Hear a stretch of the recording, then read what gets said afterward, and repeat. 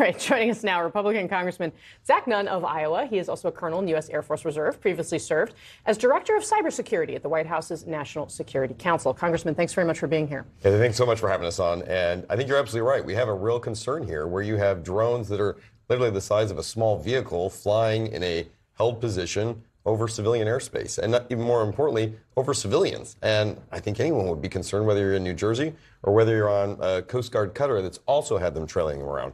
What we know about this is that the drone technology overwhelmingly is probably Chinese made. What we know is that this has been a pervasive challenge for months now.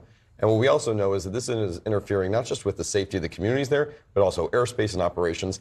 There's got to be an answer. And this has been a frustrating part as a member, both with an intelligence background, but an Air Force background, to say, how are we at a point here where the FAA and the federal government and local government don't have an answer for people on the ground? Yeah, to that point, obviously it was just New Jersey that was briefed on this specifically. One of the New Jersey members came out and, as the Pentagon rebutted there, said that this was a mothership from Iran that was launching these drones. Obviously, they pushed back and said, no, that's not happening, or rather that there's not an Iranian ship off the coast of the United States.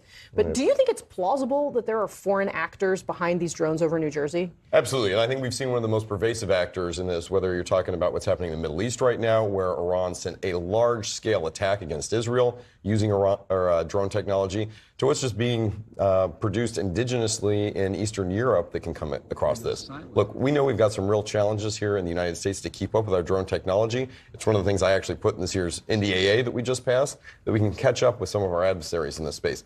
I think the bigger question we need to ask, though, is what is the pushback on this? Whether it's drones today, whether it's Chinese intrusion sets, which have hit our telecommunications in something called Salt Typhoon, that have really put U.S. on the defensive edge. I think a lot of Americans are asking, when do we start pushing back? When do we start doing more than defense, but aggressive offense on making sure this doesn't show up on our shores?